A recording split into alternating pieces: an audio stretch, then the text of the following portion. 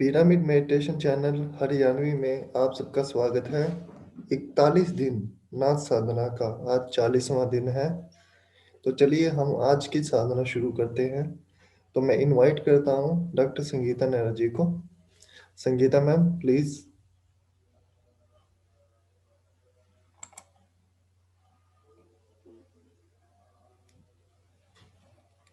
Thank you. Thank you, Sumit. Good morning. Namaste, all beautiful masters. चलो नाच साधना शुरू करते हैं। हम आराम से अपने सुखमय आसन में बैठ जाएंगे। थोड़ा बॉडी को रब करेंगे और आराम की स्थिति में चेयर पर, बेड पर, जहां पर भी हमें सुकून मिले वहां पर हम बैठ जाएं। आंखें बंद कर लें, हाथ में हाथ रखें और पैरों को क्रॉस कर लें।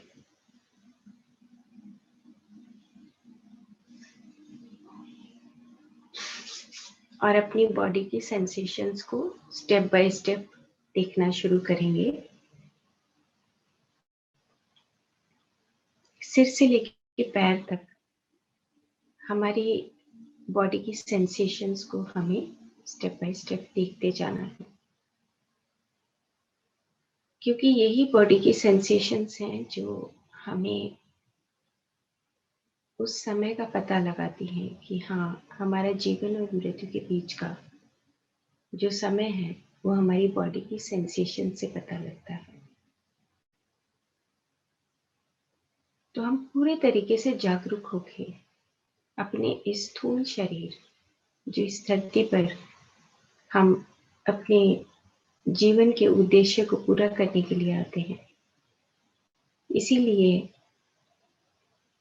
ये नाद, ये तरंगे, ये बॉडी की सेंसेशंस बहुत इम्पोर्टेंट है। तो सबसे पहले सिर के ऊपर जो सहस्रार चक्र है, वहां से बॉडी की सेंसेशंस को देखते हुए सिर, फिर माथा, आंखें, कान, नाक, होठ और पूरा चेहरा, जहां पर सहस्रार और आज्ञा चक्र, उसकी पेटल्स, उसकी कलियां खिली हुई हैं।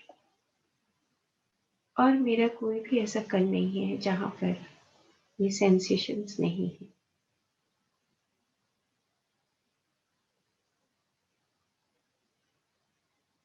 पूरे तरीके से जागरूकता के साथ बॉडी की सेंसेशंस,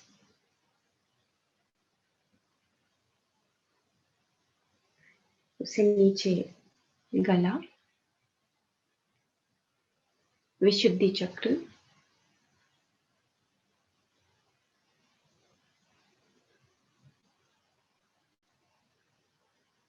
विशुद्धि चक्र से नीचे अनाहता, हमारी छाती, कमर और उसके बीच के सभी कोमल अंग, हृदय, फेफड़े, मांसपेशियां, हाथ, हाथों की उंगलियां। हम हाथों की उंगलियों को क्रॉस करे करे ही हम हाथों की उंगलियों को हिला सकते हैं।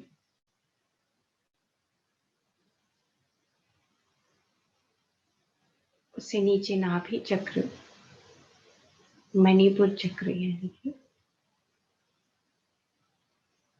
और उसके पीछे जितने भी कोमल अंग हैं, उन सब में जैसे ही हम सांस भरते हैं, हम जब पूरा सांस भरते हैं तो हमारा पेट, उसकी गति होती है, मूवमेंट्स होती हैं, जिससे हमारे कोमल अंग यानी कि वाइटल ऑर्गन्स के भीतर वो वाइटल एनर्जी, हमारी फीलिंग्स, हमारा प्राण अपने आप ही उनके अंदर जाता है और फिर जैसे ही सांस बाहर निकलता है फिर से गति होती है और फिर से हमारे कोमल अंगों में वो ऊर्जा फिर से भरती है और फिर बाहर निकलती है।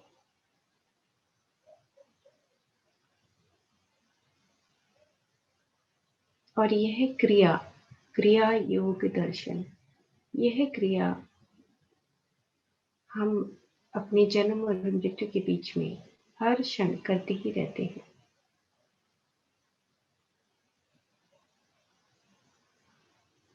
यही प्राण कर्म है जिसको हमें करना है। मणिपुर से नीचे स्वादिष्ठान और मूलाधार चक्र, उसके बीच के अंग, पैर, पैरों की उंगलियां,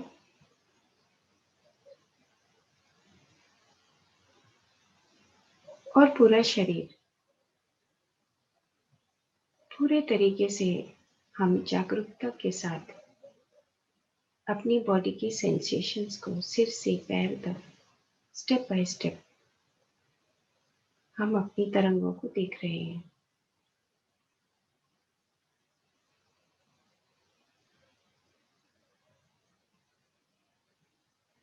दूसरा शरीर है प्राण शरीर। प्राण शरीर जो कि हमारा खुद का ब्लूप्रिंट है, जहां पर हम या तो सांस लेते हैं या सांस को छोड़कर हम उन विचारों के प्रभाव को इस प्राण शरीर में पाते हैं, जैसे कि फीलिंग्स, डर की फीलिंग, ग्रीड की फीलिंग, अटैचमेंट्स की फीलिंग, द्वंद्व की फीलिंग, किसी भी तरह की जो फीलिंग्स हैं वो हमारा प्राणमय शरीर है। जैसे जैसे प्राण की ऊर्जा हमारे साथ रहती है वैसे वैसे ये फीलिंग्स, किसी भी प्रकार की फीलिंग्स दूर होती चली जाती हैं और हमारा भौतिक शरीर ठीक हो जाता है। तो प्राण शरीर, जैसे ही प्राण ऊर्जा नाक से टकराती है, भीतर जाती है, नीचे की तरफ मूलाधार चक्र से टकराती है और जैसे ही सांस बाहर निकलता है तो ये सांस ऊपर की तरफ उठता है और सांस बाहर निकल जाता है। यह है प्राण कर्म, जिसमें हम अपने सारे ग्रहों की, सारे नक्षत्रों की, सारी राशियों की यात्रा करते हैं।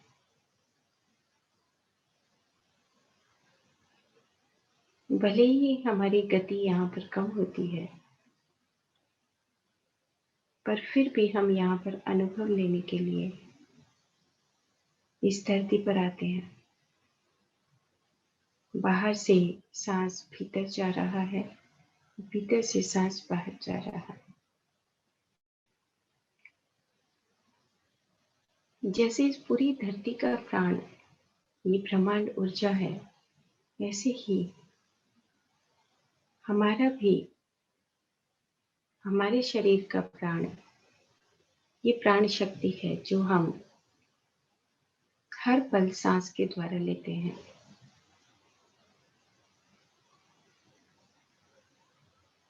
तीसरा शरीर है मन शरीर,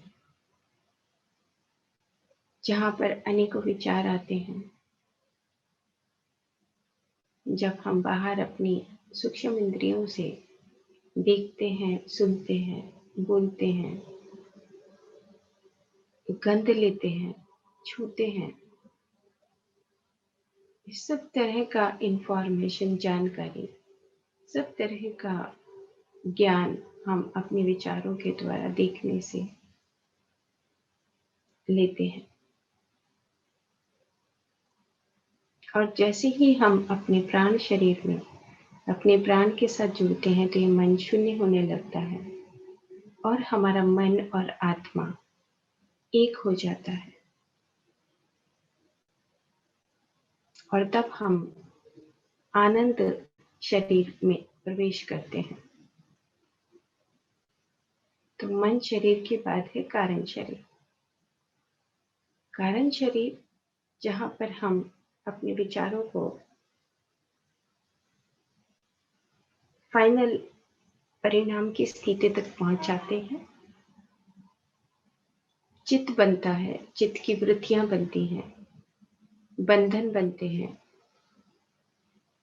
हम अनेक जन्मों के लिए तैयार होते हैं। ये है हमारा कारण शरीर। हमारा सुख दुख सभी तरह के कर्म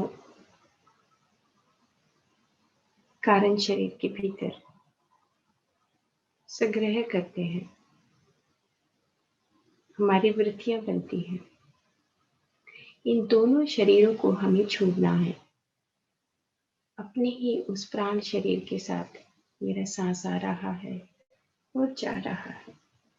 किसी भी तरह का विचार आता है, किसी भी तरह का भाव आता है, उसको धीरे धीरे इस प्राण अग्नि से हमें दग्ध कर देना है, खत्म कर देना है।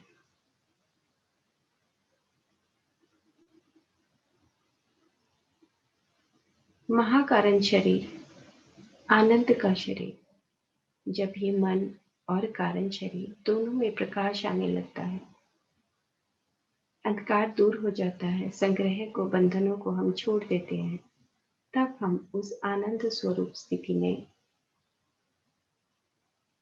आनंद स्वरूप स्थिति को पा लेते हैं।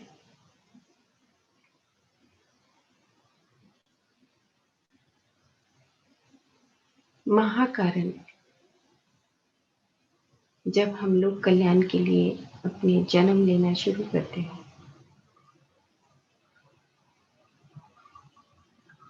विश्व शरीर हमें ये जानकारी हो जाए कि हर उस जीव में उसी तरह की चेतना है। हर चेतना के साथ हम जब जुड़ने लगते हैं तो वो है विश्व में शरीर। और फिर है निर्वाणमय शरीर। निर्वाण यानी इस पूरे ब्रह्मांड में जैसे अनेकों तारे हैं, अनेकों ग्रह हैं, अनेकों गैलेक्सीज हैं। जब हमें ये तय हो जाए कि हम भी अनेकों अनेकों बार जन्म लेते हुए इस लोक कल्याण की यात्रा पर निकलते हैं, तो ये है हमारा निर्वाणमय शरीर।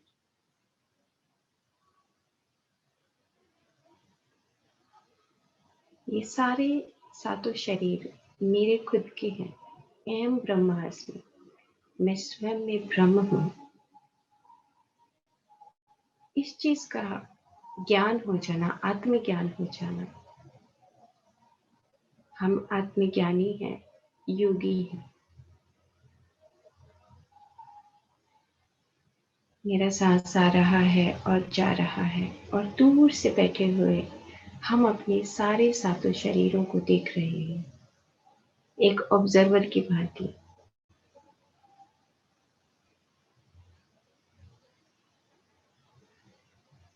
दूर से देखिए।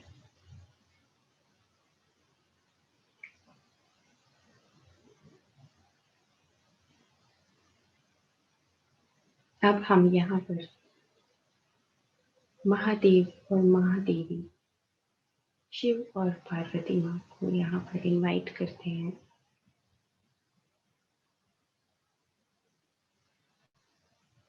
इस नाद साधना में वो हमारी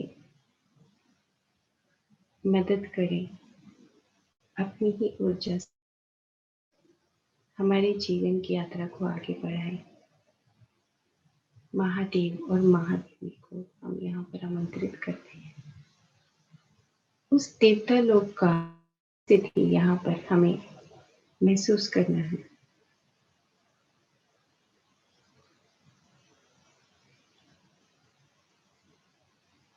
महाअवतार बाबा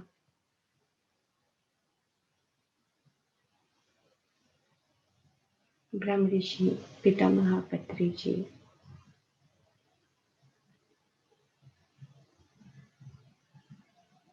युक्तेश्वर गिरी जी, लहरी महाशय, परमहंस योगानंदा,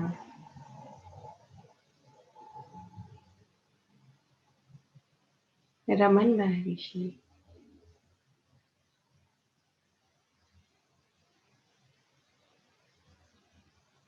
त्रिपति जी,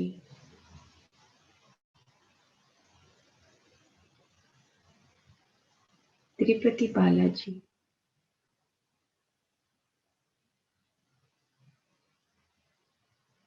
और शक्ति स्वरूप मां सरस्वती,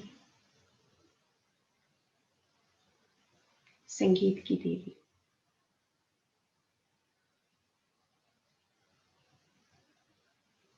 और अनेक लोगों के सभी संगीत की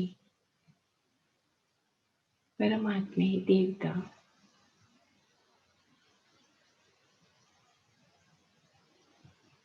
और शक्ति रूप देवियां, उन सबको हम यहाँ पर आमंत्रित करते हैं।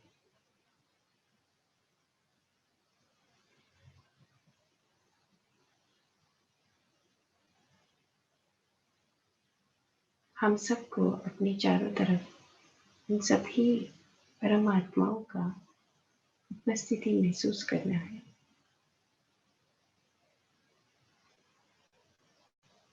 इस हमारे चेतना के सागर में मनुष्य और देवता लोग जब इकट्ठे होते हैं, नाच साधना करते हैं, ध्यान करते हैं, तो ये धरती अपने आप में स्वर्ग बन जाती है।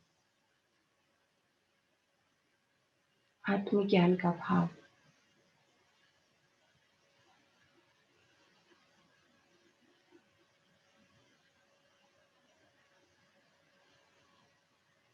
बाहर से अंदर जाती हुई सांस और अंदर से बाहर निकलती हुई सांस,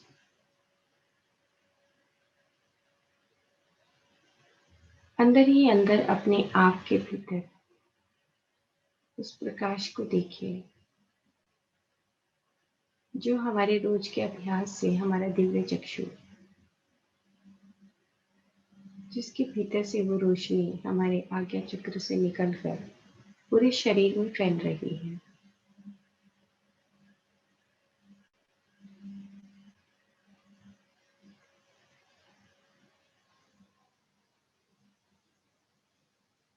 और मेरे सारे सातों चक्र, उनमें वो प्रकाश, वो ऊर्जा एक दूसरे के साथ उन चक्रास में जुड़ी हुई है। नीचे अपना ध्यान मूलाधार चक्र पर ले जाइए, उससे ऊपर स्वादिष्ठान, कमर के पीछे जो रीढ़ की हड्डी है, उसके भीतर जो स्पाइनल कॉर्ड है, उसके भीतर जो फ्लूइड है, जहां पर हमारे सारे कर्म बीज कोड फॉर्म में छुपे हुए की तरह पड़े रहते हैं। और जो सांस के माध्यम से जब हम सांस लेते हैं और छोड़ते हैं, तो उनमें जब हम तरंगे पैदा होती हैं, वो ऊर्जा इकट्ठी होती है, तो ये कर्म बीज, कर्म हमेशा हमेशा के लिए नष्ट हो जाते हैं। मूलाधार चक्र, फिर उससे ऊपर ध्यान स्वादिष्ठान चक्र, उससे ऊपर मणिपुर चक्र, अनाहता, गले के पास विशुद्धि,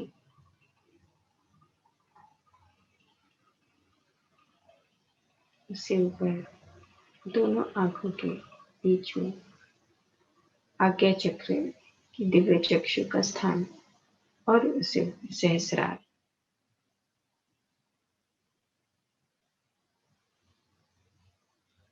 इन सभी चक्रास में एक महासमुद्र की तरह अनेकों अनेकों जो हमारे कर्म बीज हैं, हमारे चित्त की वृत्तियां हैं, उन सबको हमें खत्म करना है।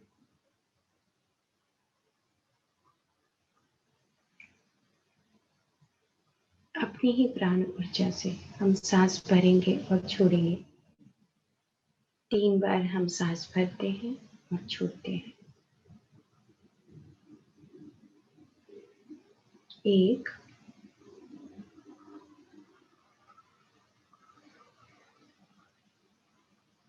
2,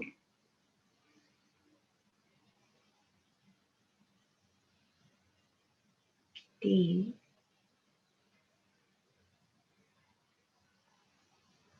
1 बार हम फिर से सांस को भरेंगे और छोड़ेंगे। 3 बार फिर से करेंगे। 1,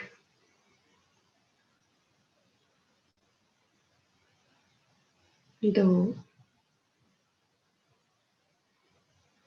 3,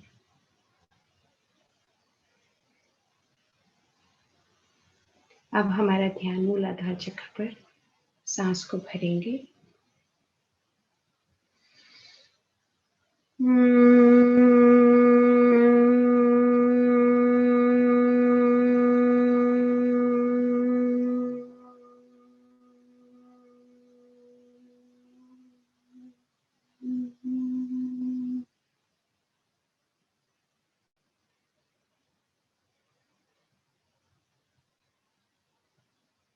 पूरे तरीके से सांस को भरना है, कुछ सेकंड के लिए रुकना है, फिर गुंजन करते हुए सांस को बाहर निकालना है। बाहर निकालते हुए पूरे सांस को खाली कर देना है और फिर से सांस भरना है। तो हम स्वादिष्ठान चक्र, सांस को भरिए।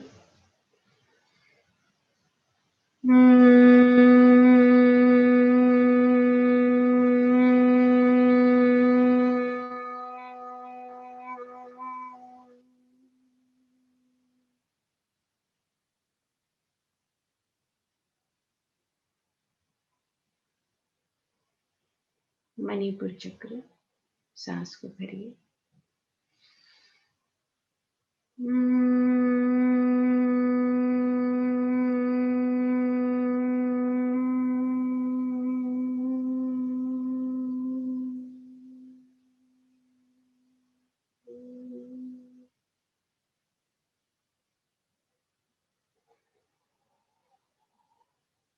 अनाहता, सांस को भरिए।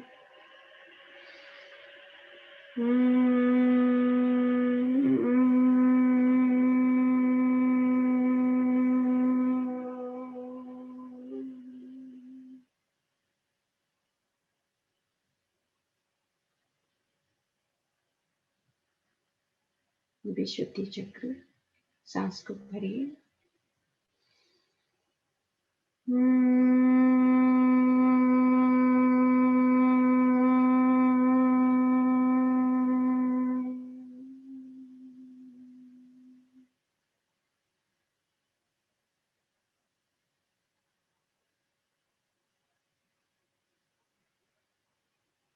आज्ञा चक्र, सांस को भरिए।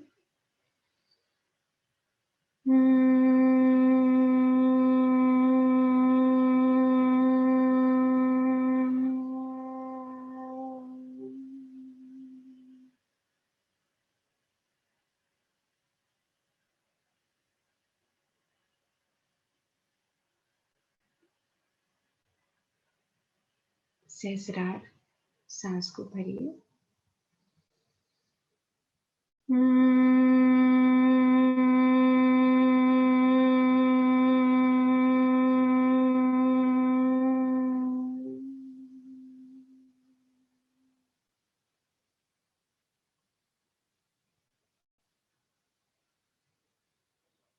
शांति, शांति, शांति।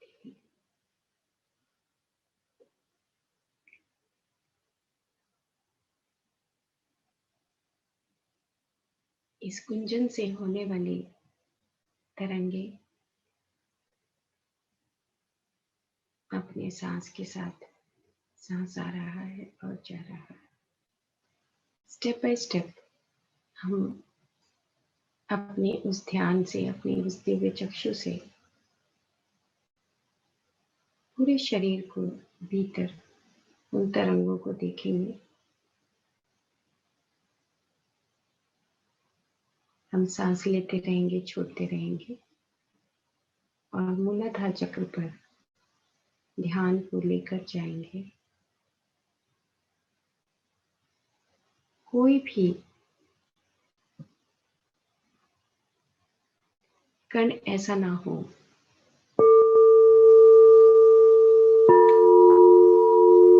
जिसमें प्रकाश ना पहुंचा हो, जिसमें गुंजन ना पहुंची हो।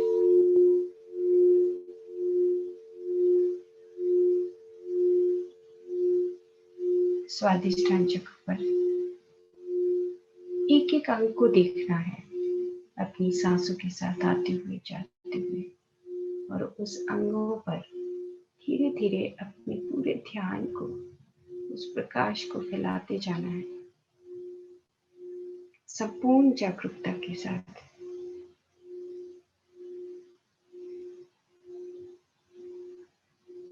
मणिपुर चक्र, ध्यान सभी अंगों पे चारों तरफ।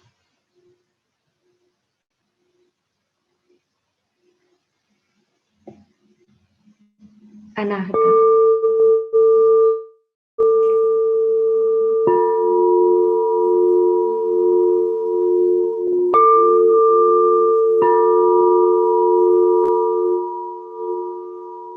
विशुद्धि,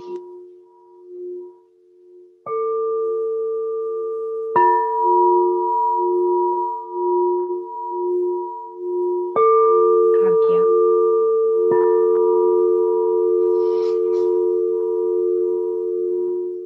और सहस्रार। पूरे शरीर में प्रकाश आपके ही उस दिव्य चक्षु से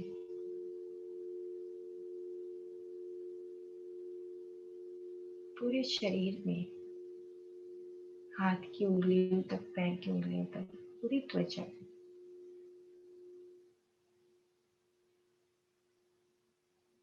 एक एक कण में प्रकाश पुंज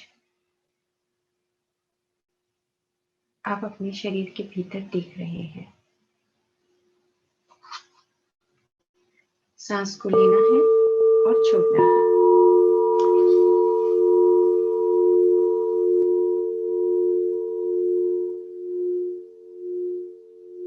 सात बार हम सांस को भरेंगे और छोड़ेंगे। 1,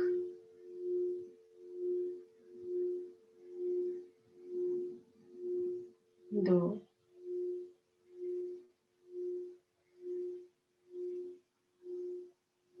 3,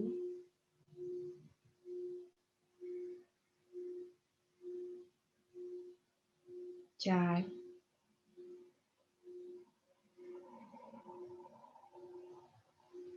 5,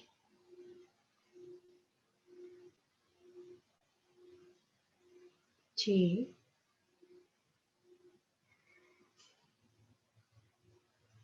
7।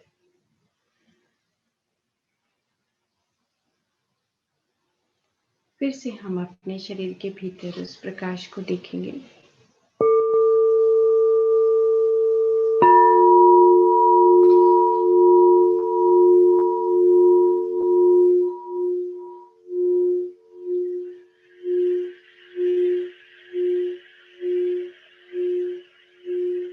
सात बार हम फिर से सांस को भरेंगे और छोड़ेंगे। 1,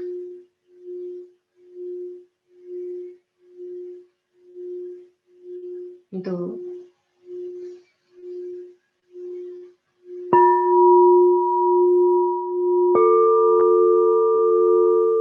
3,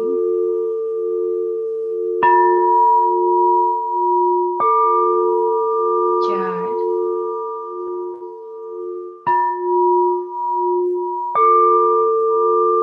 5,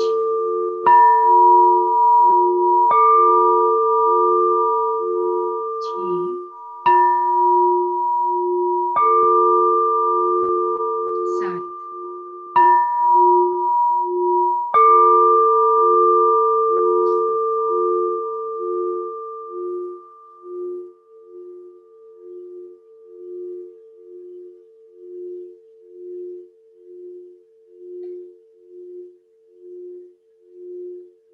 सातवें चक्र यानी कि सहस्रार, सहस्रार से ऊपर हमारा आठवां चक्र है, जो हमें विश्व शरीर की तरह एक दूसरे के साथ जोड़ता है।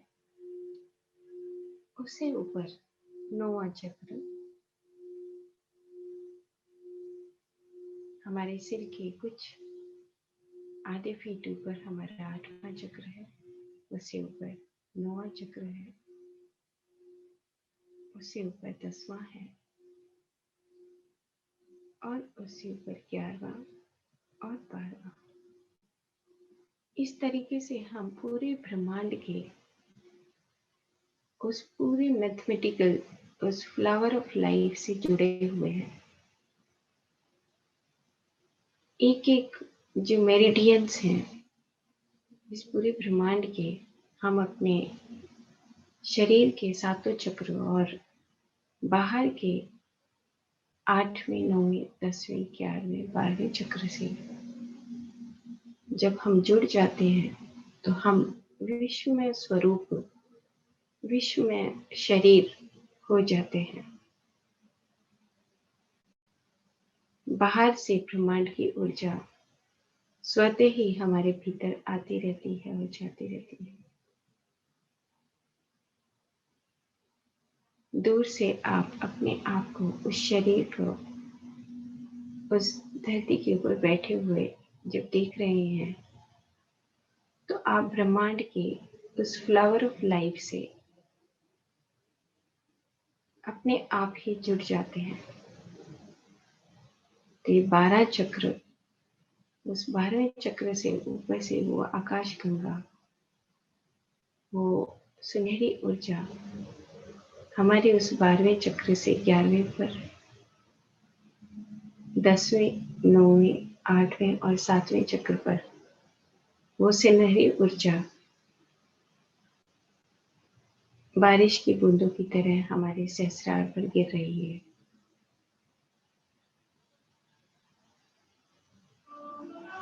उसको आराम से, प्यार से, पूरी जागरूकता के साथ उस सुनहरी ऊर्जा को देखिए और धीरे धीरे वो ऊर्जा सहस्रार से होते हुए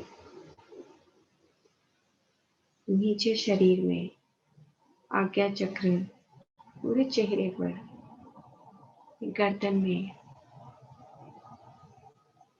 और छाती और कमर और पूरे शरीर में वो धीरे धीरे वो प्रकाश नीचे की तरफ जा रहा है।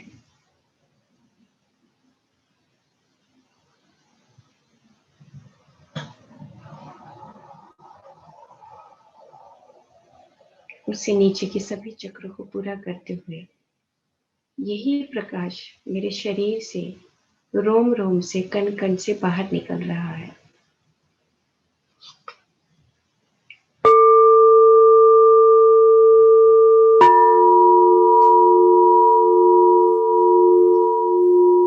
और जैसे ही प्रकाश मेरे शरीर से बाहर निकल रहा है, मेरे चारों तरफ, मेरे कमरे में, मेरे घर में धीरे धीरे प्रकाश उस आकाश गंगा से होते हुए, मेरे शरीर से होते हुए धीरे धीरे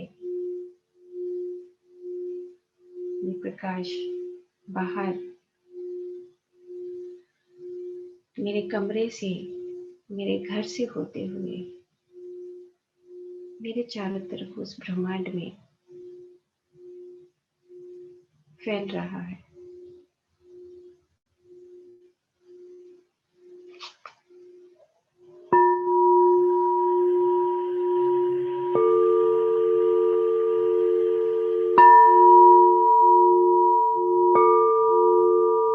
और मैं उस ब्रह्मांड के साथ एक हो रहा हूँ।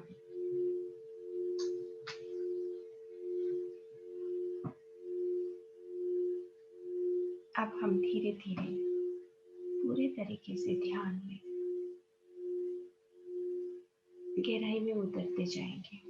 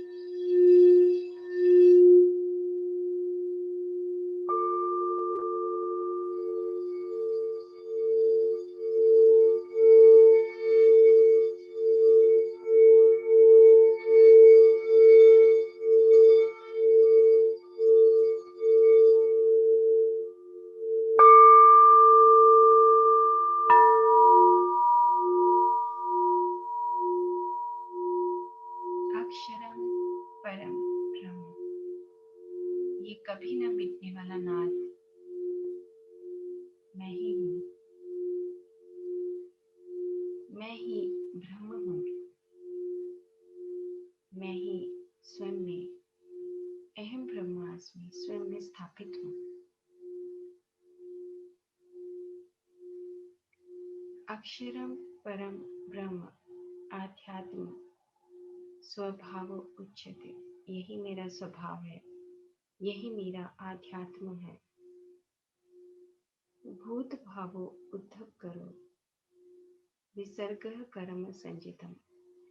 और जब मैं शब्दों की माया की जाल में फंस जाता हूँ तो मैं महाभूत यानी कि शरीर रूप में अपने कर्मों को करता हूँ और फिर जब जागृति आती है तो मैं फिर से अनंतनाथ बन जाता हूँ। विसर्ग कर्म संजितम, फिर मैं उनसे परे हो जाता हूँ जो मैंने कर्म संजित किए हैं। उन सब कर्मों को छोड़कर मैं फिर से निशब्द हो जाता हूँ, नाद बन जाता हूँ।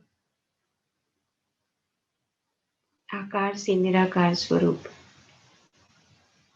शब्दों से निशब्द नाद बन जाना, यही मेरा जीवन का शाश्वत क्रम है जिसमें हम सब आगे बढ़ रहे हैं।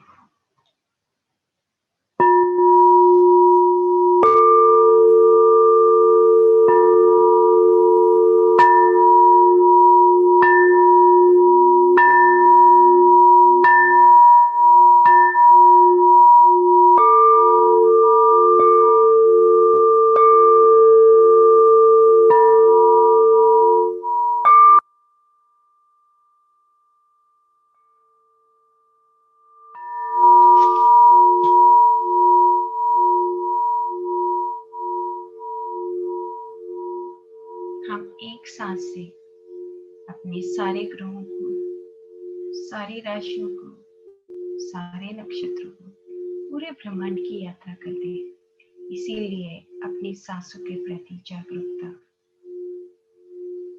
सांस ही मेरा गुरु है, सांस ही मेरा मित्र है।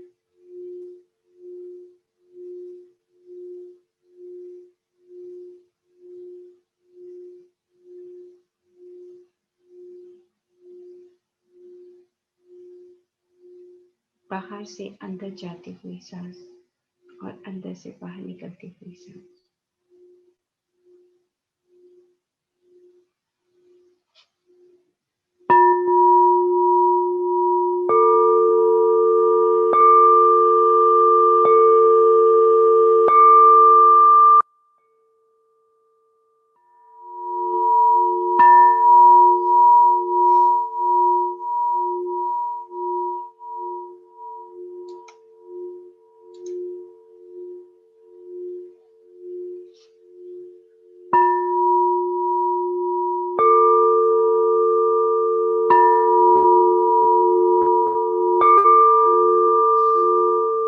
मैं कौन हूँ इस धरती पर, मेरा उद्देश्य क्या है? मेरा उद्देश्य है कि मैं इस आकार से निराकार, इस अंजन से निरंजन, अनेक कर्मों से अकर्म होते हुए उस महादेव की तरह, भगवान कृष्ण की तरह इस धरती पर हम लोग कल्याण के लिए आए हैं। अपने इस जीवन को, इस शरीर को हम अनेक कर्मों को करते हुए, इन सभी कर्मों के संग्रह को यहीं पर छोड़ते हुए फिर से निराकार उस महासमुद्र, इस महाशून्य में प्रवेश करना है। यही नाद साधना है कि जब हम मौन हो जाते हैं, मुनि बन जाते हैं, जब हमारे पास कहने के लिए कुछ भी नहीं बचता, स्वतः ही मुनि, स्वतः ही आत्मज्ञानी, स्वतः ही योगी, स्वतः ही ऋषि बन जाते हैं। ऋषि यानी कि कभी न शरण होने वाली ऐसी विद्या जो हमें प्राप्त हो जाती है तो हम ऋषि बन जाते हैं। आत्मज्ञान की विद्या को पा लेना योगी और ऋषि बनना है। और जब हमारी तीसरी आंख एक्टिवेट हो जाती है, हमें पूरा ब्रह्मांड दिखता है भीतर ही भीतर, तो हम महर्षि बन जाते हैं। महत, हमें वो दृश्य जगत दिखने लगता है बंद आंखों से, हम दर्शन शास्त्री बन जाते हैं।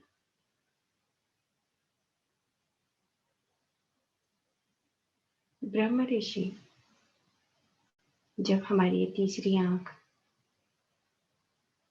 और चौथी आंख ज्ञान चक्षु, उसके प्रकाश से हम पूरे ब्रह्मांड को जानने लगते हैं, विचरण करने लगते हैं, यात्रा करने लगते हैं, तो हम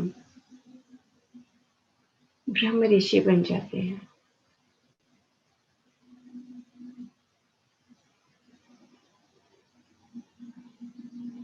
इसीलिए हमें अपने सांसों के साथ रहते हुए उस ध्यान की गहराई में आगे बढ़ते जाना है।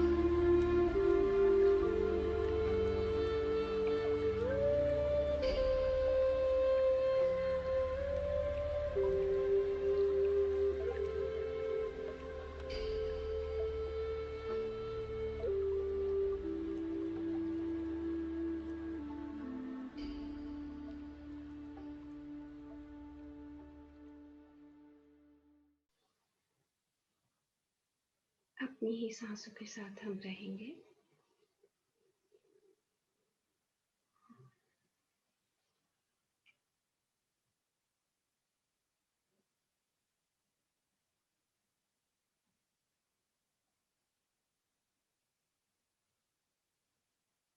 और अपने शरीर के भीतर जो हमारे दिव्य चक्षु से प्रकाश हुआ है, जो हमारी ऊर्जा संग्रहित हुई है, उस दिव्य चक्षु से हम अपने शरीर के भीतर उस कण कण को देखेंगे कि मेरा प्रत्येक कण एक प्रकाश पुंज की भांति चमक रहा है।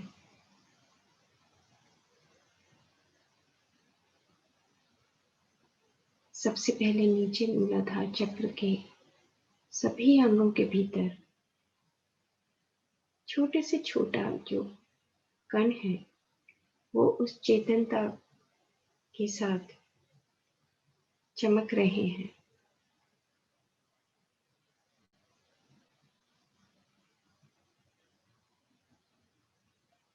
चारों तरफ प्रकाश ही प्रकाश है। उससे ऊपर स्वादिष्ठान चक्र के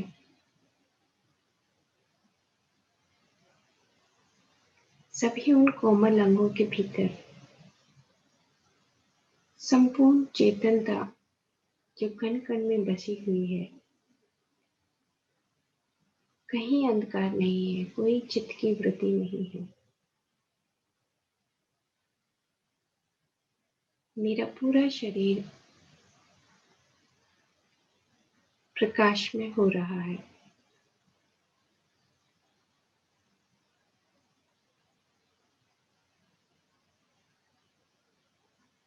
मणिपुर चक्र, अहंकार शरीर, मेरा ईगो सेल मिट गया है। पूरा मणिपुर चक्र एक मणि की भांति चमक रहा है।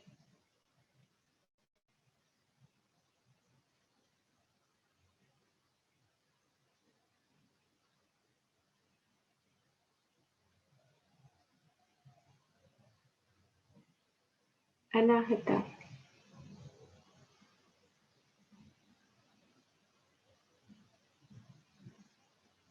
पूरे तरीके से गहरी शांति। समुद्र में उठने वाली लहरें जब शांत हो जाती हैं तो हम अनाहत चक्र में वास करने लगते हैं।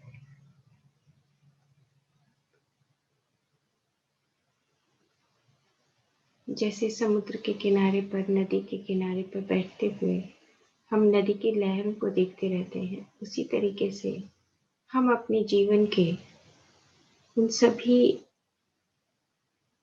खेलों को देखते रहते हैं एक ऑब्जर्वर के भांति। वो है अनाहत।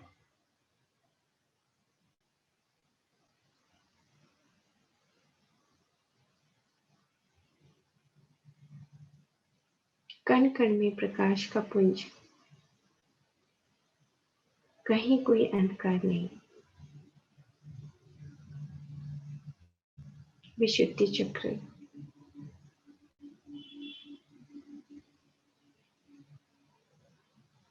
और भी वाणी में सरलता, सत्यता, स्पष्टता, शुद्धता,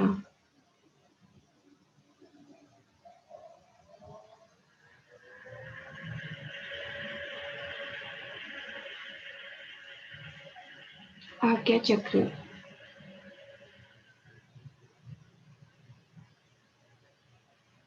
पूरे चेहरे में कहीं कोई अंधकार नहीं, प्रकाश ही प्रकाश। उस आज्ञा चक्र के भीतर जो दिव्य चक्षु है, उससे ये प्रकाश ऊपर और नीचे चारों तरफ फैला हुआ है।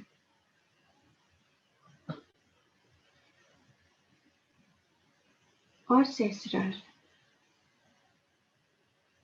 मेरे ही शरीर से भीतर ये प्रकाश फैलकर और मेरे ही त्वचा से बाहर निकल रहा है।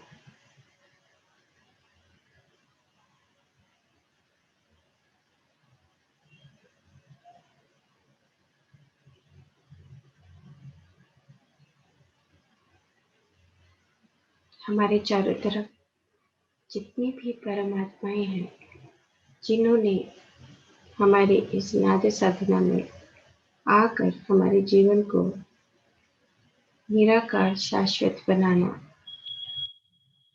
और अनेक सिद्धांत अनेकों जन्मों की यात्रा करने के लिए, अनेकों ब्रह्मांडों की यात्रा करने के लिए इन परमात्माओं ने जो हमें ऊर्जा दी, हम उनको नमन करते हैं, थैंक्स करते हैं।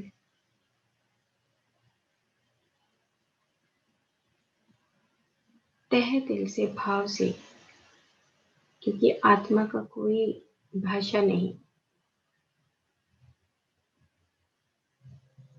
हम पूरे भाव से इन परमात्माओं को नमन करें।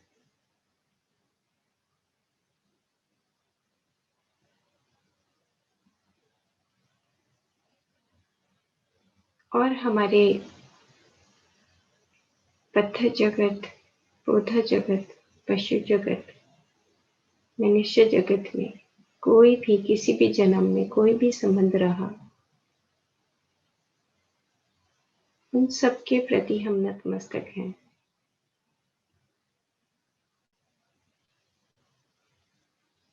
झुककर ह्यूमिलिटी, इतने भाव के साथ हम उनको नमन करते हैं कि हम यहाँ पर उस कोरे कागज की तरह, यहाँ से जब जाना है तो हम कोरे कागज की तरह जाएं। किसी के प्रति ईर्ष्या, द्वेष, लोभ, लालच कुछ भी ना रहे।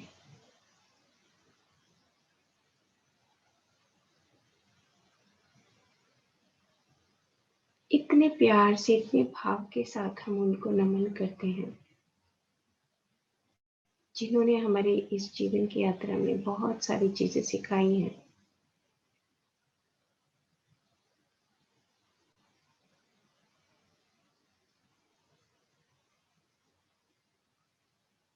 और हमारे इस जीवन को एक विमुक्त आत्मा,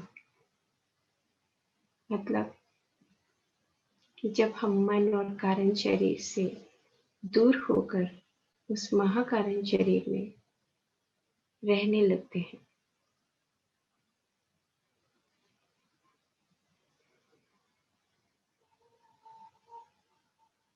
10, 9,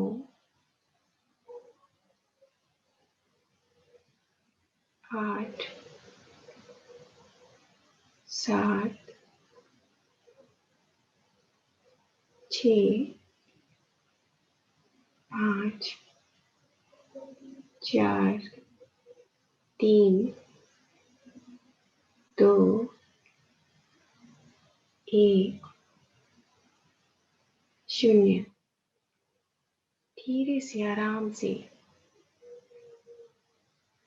अपने दोनों हाथों को उठाकर चेहरे पर रखें।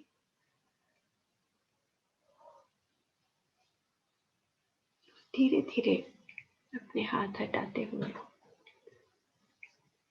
आंखें खोलिए।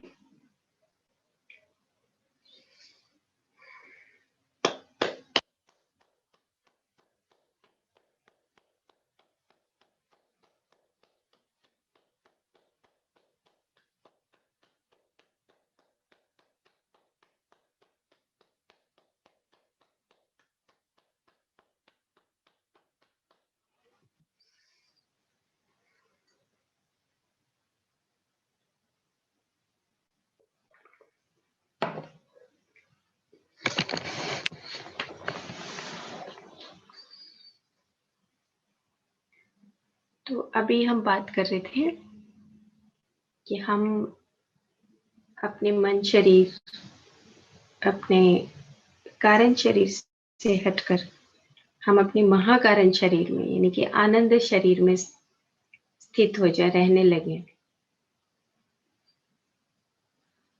जैसे हमारे घर है, उसमें अलग-अलग कमरे हैं और एक कमरा है, मान लो उसमें बहुत सारा सामान है। एक कमरा है जिसमें हमारे रोजमर्रा की कुछ-कुछ चीज़ें रखी हैं। एक कमरा है जिसमें गहरी शांति है, हमने मंदिर जैसा बनाया हुआ है। तो आनंद की स्थिति हमें कहाँ मिलती है? महाकारण शरीर का मतलब कि जब हम पूरे ब्रह्मांड के सत्य को समझ जाएँ, वो है आनंद की स्थिति। और उसी में रहने लगे। भले ही हमारा घर पूरा है, हम चारों तरफ अपने उस संसार में रह रहे हैं, लेकिन फिर भी हम उस महाकारण में शरीर में रहने लग जाते हैं। और जब हम घर-घर, गली-गली, गाँव-गाँव, जैसे हमारे ऋषि मुनि गुरु नानक जी घर से निकले, रमन महर्षि गए, महावीर जैन बाद में गए, सब जितने भी महात्मा बुद्ध, जितने भी ऋषि हैं, जिनको ये ज्ञान की प्राप्ति हो गई और जब वो बाहर निकलने लगे तो वो महर्षि बन गए। तो इसी तरीके से हमें भी बाहर की यात्रा भी करनी है। सबको सिखाना है ध्यान। जब तक हम सबको ध्यान नहीं सिखाएंगे, जब तक हम बुद्धा नहीं बन सकते।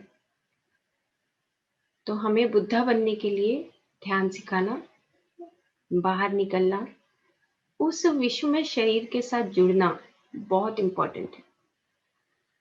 तो आज का एक श्लोक है इसी पुस्तक में, जो योग दर्शन है, क्रिया योग दर्शन।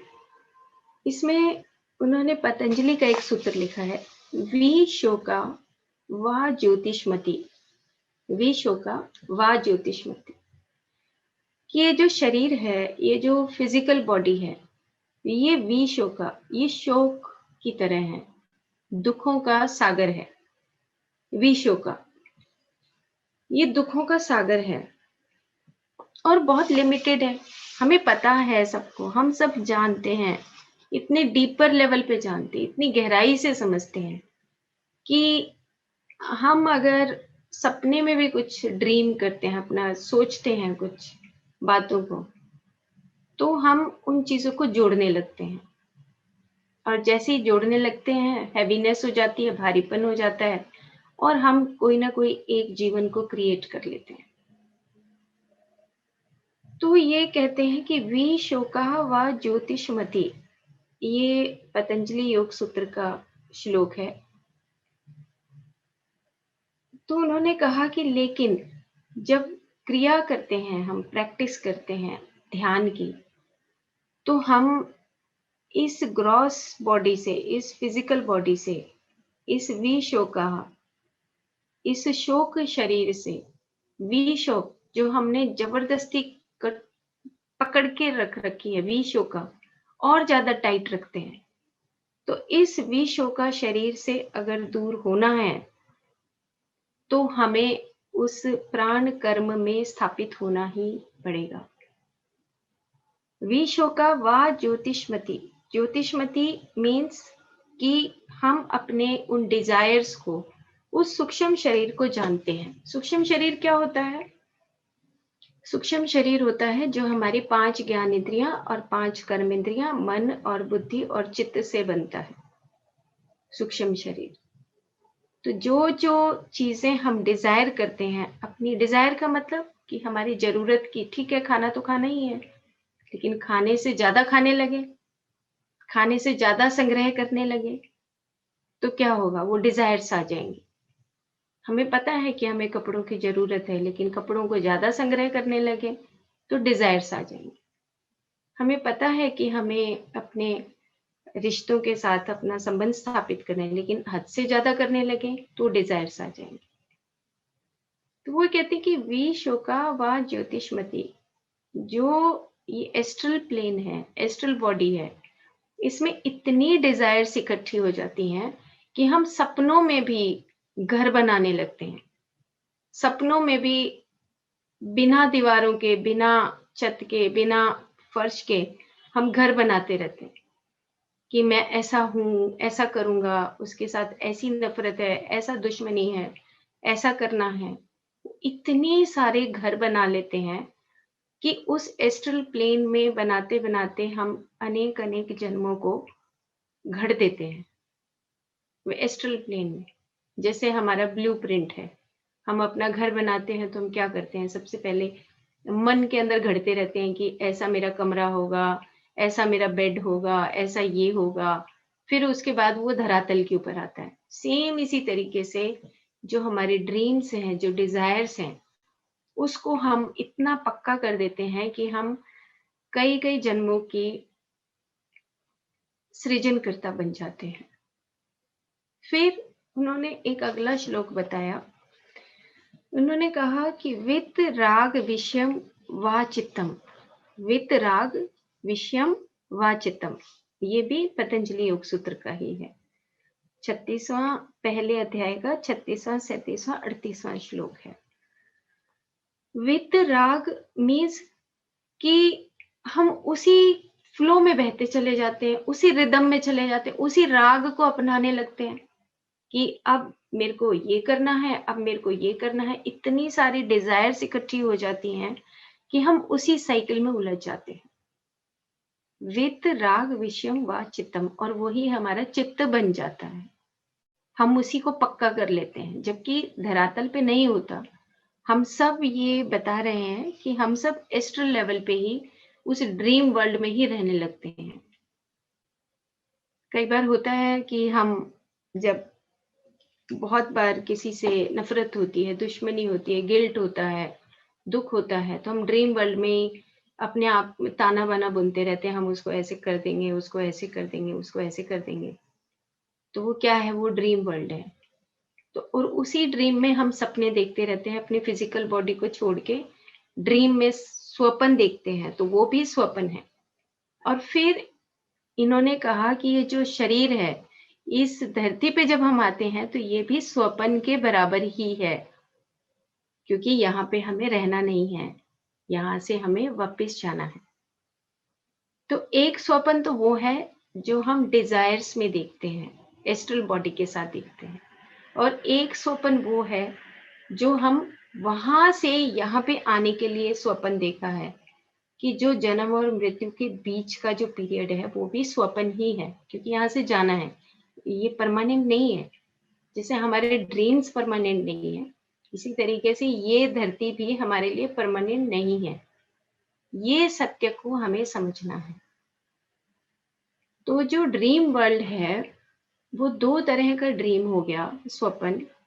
एक जब हम धरती पे इस फिजिकल बॉडी को लेके आते हैं, और एक ड्रीम है जो हमारा सूक्ष्म शरीर है, जिसमें हम वित राग विषम व चित्तम, हम उस चित्त को बना लेते हैं, पक्का कर लेते हैं। जैसे होता है ना, मैं तो बहुत बार सोचती हूँ कि हम बहुत सारी चीजों को जोड़ते रहते हैं, जोड़ते रहते हैं, जोड़ते रहते हैं, हाँ, और सारी जिंदगी निकल जाती है, उसका यूज कुछ नहीं करते। जोड़ जोड़ के कितना सारा हमारा मटेरियल वर्ल्ड ऐसा है, ज्वेलरी है, कितने सारे हमारे कपड़े होंगे, कितने सारी संदूक में हम रखते हैं, बट वो अनयूज्ड रह जाता है, और हम अपनी उस पूरे जीवन के अंत के नजदीक आ जाते हैं, लेकिन उन चीजों का इस्तेमाल नहीं कर पाते हैं। सेम इसी तरीके से हमारी कितनी सारी डिजायर्स हैं जो हम इकट्ठी करते रहते हैं, जिनका कोई यूज नहीं होता, और हम बिना बात ही इतना सारा संग्रह करते रहते हैं। तो हमें बहुत ही क्लैरिटी से अपनी जीवन को, बहुत ही, मतलब अपनी किताब छोटी होनी चाहिए।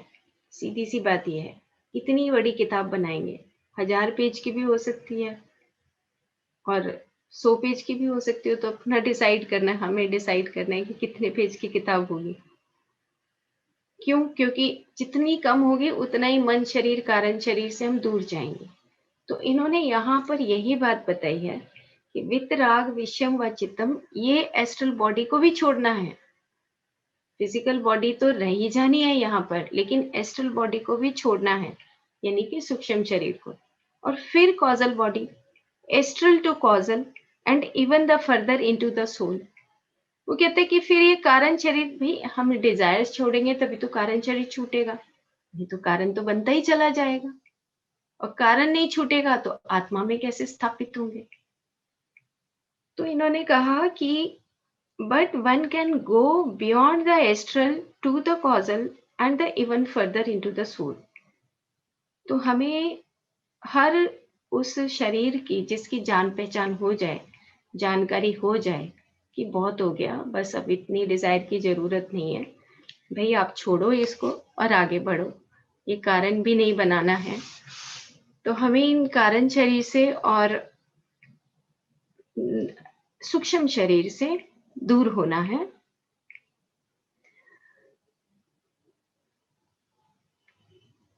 One must pull chitta out of the extremely subtle matter of the astral body, and then the next verse of the first।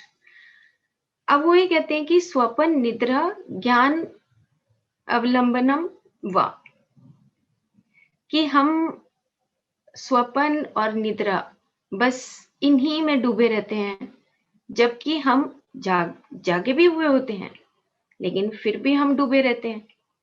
जब हम सोते हैं तो भी हम अपने सूक्ष्म शरीर के साथ, डिजायर्स के साथ होते हैं, अपनी फिजिकल बॉडी को छोड़ के कहाँ ड्रीम वर्ल्ड में घूमते रहते हैं, और दिन में भी हम जागते हुए भी स्वप्न लेते रहते हैं। तो वो ये कहते हैं कि जब तक आप इस ड्रीम वर्ल्ड में रहोगे तो ये आपका जो जीवन है ये टेम्परेरीली, आप उसको बिना किसी दीवारों के, बिना किसी छत के, बिना किसी फर्श के, आप जितना इसको घड़ते रहेंगे उतनी ही आपकी जन्मों की यात्रा बढ़ती रहेगी। तो एस्ट्रल बॉडी, कॉजल बॉडी तक आपका रास्ता जब पहुंच भी जाता है, आप समझ भी जाते हो इस सत्य को, तो इस सत्य को समझने के बाद आपको फिर से उस प्राण कर्म में स्थित होना है। फिर से आप अपने प्राण के नजदीक आते हो जब हमें ठोकर लगती है। जब जैसे ही ठोकर लगती है हमें तुरंत अपना ब्रेथ याद आता है, हम एक गहरी सांस लेते हैं। जब महात्मा बुद्ध को निर्वाण की प्राप्ति हुई और जब वो मठ से निकल के आनंदा और ये दोनों एक ही मठ में थे, तो वो कहते हैं कि मुझे तो गुरु दक्षिणा चाहिए।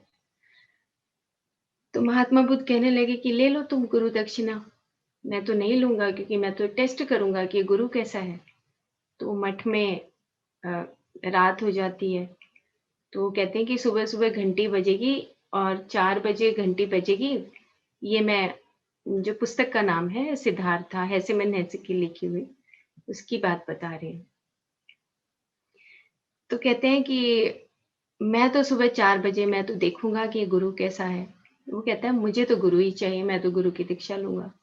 कहते ठीक है, तेरी चॉइस है, मैं तो नहीं लूंगा। तो सुबह सुबह देखते हैं कि 4 बजे घंटी बजती है। जितने भी उस मठ में रहने वाले लोग होते हैं जिन्होंने दीक्षा ली हुई होती है, सब सो के उठ के चल पड़ते हैं कि जहां पर उनकी व्यासपीठ होती है, गुरु बैठे होते हैं। तो महात्मा वो देखते हैं कि कोई 20 साल का है, कोई 35 साल का है, कोई 50 साल का है, कोई 60 साल का है, लेकिन बदलाव किसी में भी कुछ भी नहीं है, कोई भी एनलाइटेड नहीं है।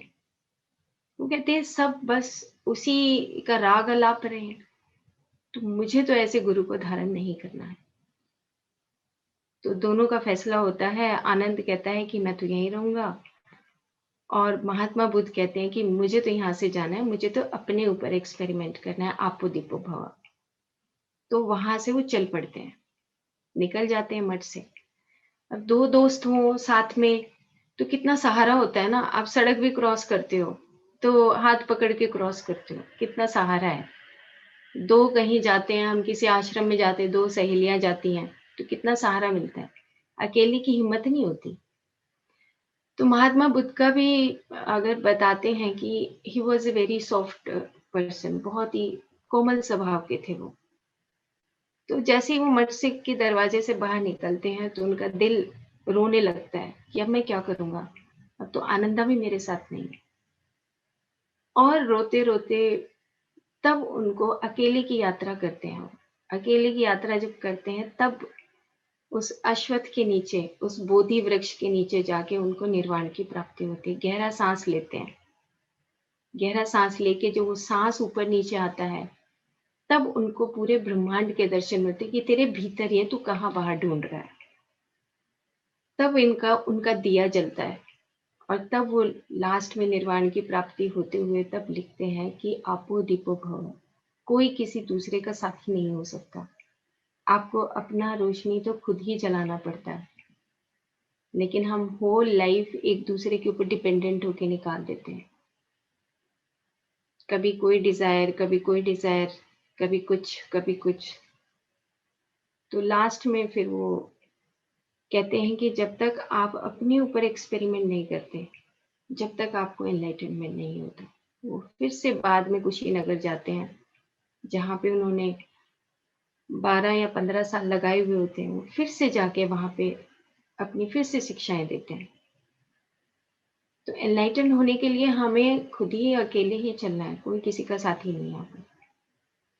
सिर्फ कर्म सिद्धांत को पूरा करने के लिए हम अपने रिश्तों में आते हैं और उनको बहुत सहजता से हमें उनको खत्म भी करना चाहिए।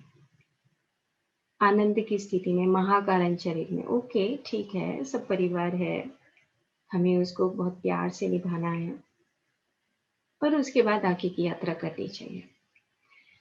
तो इस तरीके से हम हमारा जो है कल पूरा हो रहा है ना 41 डेज। तो कल हमारा नाद साधना कंप्लीट हो जाएगा। उसके बाद हम नेक्स्ट स्टेप पे चलेंगे। मुझे लगता है कि हमें जो 7 चक्र हैं उनके बारे में हम डेली 1 बाय 1 7 दिन तक तो एटलीस्ट हम ये जरूर से जरूर ये 7 चक्रों के बारे में जाने और हम इसको और डीपर लेवल पे समझें, ताकि हमारा एक एक जो पेटल है वो खुले और हम क्रिस्टल बाउल के साथ 7 चक्रों के साथ हम अपनी ध्यान साधना को आगे बढ़ाएंगे। ओके, तो अब हम क्या करने वाले हैं? मजे करने वाले हैं। बाहर जाके आसमान में हाथ फैला के पूरे उस विश्व में शरीर के साथ जुड़ जाओ। पूरे उस ब्रह्मांड की ऊर्जा के साथ कनेक्ट होना है और कोई रास्ता नहीं है हमारे पास। यही एक मंजिल है जिसको हमें पाना है और वो हम आराम से पा सकते हैं। बहुत सिंपल है। अब तो जब ABCD आ जाती है बच्चे को तो क्या करता है वो? फिर वो आगे की पढ़ाई शुरू करता है और उसके लिए ABCD इतना आसान हो जाता है। अच्छा, मैं लिख सकता हूँ। तो ऐसे ही हमारे पास भी इतना सारा सामान है, तो हमें तो ABCD आ ही गई है आत्मज्ञान की, तो मुश्किल तो है नहीं। तो अब हम मजे करेंगे। Okay, bye.